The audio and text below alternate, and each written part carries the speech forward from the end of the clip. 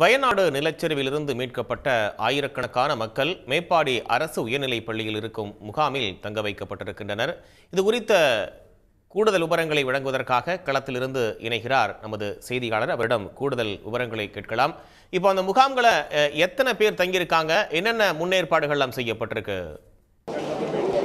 அதாவது வயநாடு மண் சரிவில் ஒரு புறம் 4வது நாளாக மீட்பு பணி நடைபெற்று வருகிறது. இந்த 4 நாட்களில் பல ஆயிரம் பேர் தங்கள் உயிர்களை காப்பாற்றி கொண்டு வெளியே வந்திருக்கிறார்கள். அவ்வாறு வெளியே வந்த பொதுமக்கள் அனைவரையுமே தற்பொழுது ஆங்காங்கே அமைக்கப்பட்டுள்ள முகாம்களில் தங்க வச்சிருக்காங்க. தற்பொழுது நாம் இருக்கிறது மேப்பாடி அரசு உயர்நிலை பள்ளியில் தற்பொழுது உருவாக்கி வைக்கப்பட்டுள்ள ஒரு முகாமில் தான் இருக்கும். இந்த முகாமில் மட்டும் சுமார் 1200 பேர் இருக்காங்க.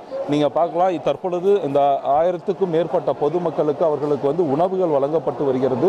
இங்கேயே அவர்களுக்கு உணவுகள் தயாரிக்கப்பட்டு ஒவ்வொருவருக்கும் உணவு கொடுக்கப்பட்டு வருகிறது. அதுபோல இங்கே ஒரு மருத்துவ முகாமையும் உருவாக்கி இருக்கிறார்கள். ஒரு தயார் நிலையில் மருத்துவ குழு எப்பொழுதும் இங்கே இருக்கிறது. இந்த முகாமில் இருக்கவங்களுக்கு ஏதாவது அவர் உடல்நிலை பாதிப்பு ஏற்பட்டால் உடனடியாக அவர்களுக்கு சிகிச்சை அளிக்கவும் இங்கே ஏற்பாடு செய்யப்பட்டிருக்கிறது. அது மட்டும் இல்லாமல் இங்கே இருக்கவங்க ஒவ்வொருத்தருமே அந்த வீடு உடைமைகள் அனைத்தையும் இழந்துவிட்டு நிர்கதியாக இந்த முகாமில் இருக்காங்க. அவர்களுக்கு தேவையான அனைத்து அத்தியாவசிய உதவிகளும் இங்கு கொடுப்பதற்காக ஏற்பாடுகள் செய்யப்பட்டிருக்கின்றன. தற்பொழுது இந்த முகாமில் இருக்கக்கூடிய சில பொதுமக்கள் நம்மோட இருக்காங்க. அவங்கள்ட்ட பேசலாம். சார், உங்கள் பேர் என்ன, எந்த ஊர், நீங்கள் என்ன ஆச்சு? എൻ്റെ പേര് അബ്ദുൽ കലാം. ഞാൻ இந்த ஆக்சிடென்ட் நடந்த இடத்துல முன் பஞ்சாயத்து மெம்பரு. എൻ്റെ വീടും அங்கே தான் இருக்குது. എൻ്റെ பிரதர்ஸு சிஸ்டர்ஸு நாட்டுக்கார் எல்லோரும் மொத்தமாக போச்சு. அந்த இடமே இப்போ இல்லை, பார்க்குறதுக்கு தெரியல அது எந்த இடம், நம்ம வீடு எங்கே இருந்து அதெல்லாம் தெரியாது. அந்த மாதிரி ஒரு பீகரமாக ஒரு அவஸ்தை அங்கே. என்ன செய்யணும் தெரியல, யாருமே ரஷ்டப்பட்டுடில்லை. எல்லாமே போச்சிருக்கு.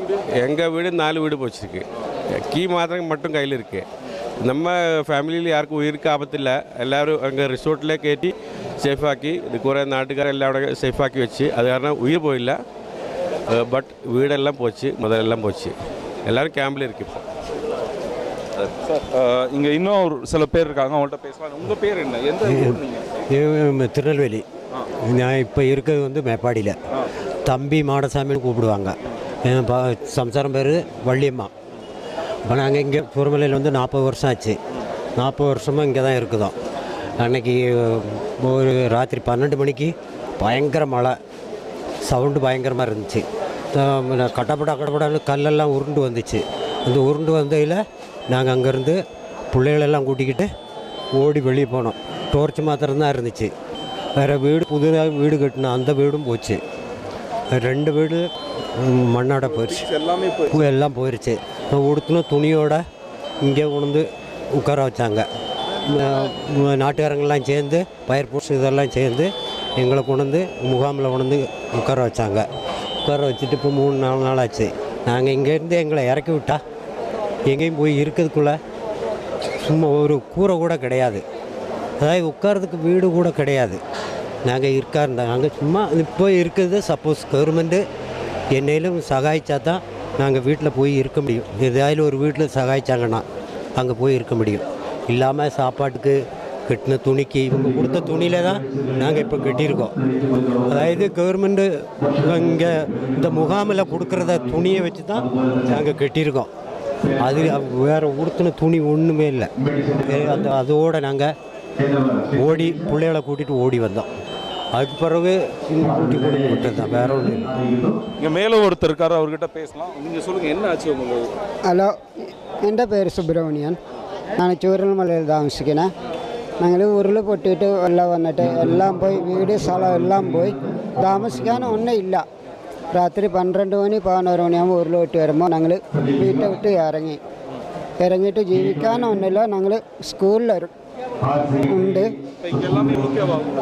ഇവിടെ ഓക്കെ സാപ്പെല്ലാം റെഡി. ഓക്കെ, நீங்கள் இந்த சோக கதையை நீங்கள் கேட்கலாம். அதாவது இங்கே இருக்கிற பொதுமக்கள் அனைவருமே தங்களோட ஒட்டுமொத்த உடைமைகளும், வீடு மட்டும் இல்லை, பலர் தங்களுடைய குடும்பத்தில் உள்ள பல உறுப்பினர்களை இழந்திருக்காங்க.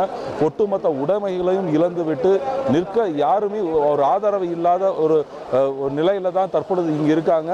இங்கிருந்து இன்னும் சில நாட்களில் இந்த முகாமை மூடிவிட்டால் நாங்கள் எங்கே செல்வது, என்ன பண்ணுவது என்று எங்களுக்கு எந்த உதவியும் கிடையாது என்ற ஒரு கடுமையான ஒரு மன உளைச்சலில் தான் இங்கே இருக்க பொதுமக்கள் இருக்காங்க.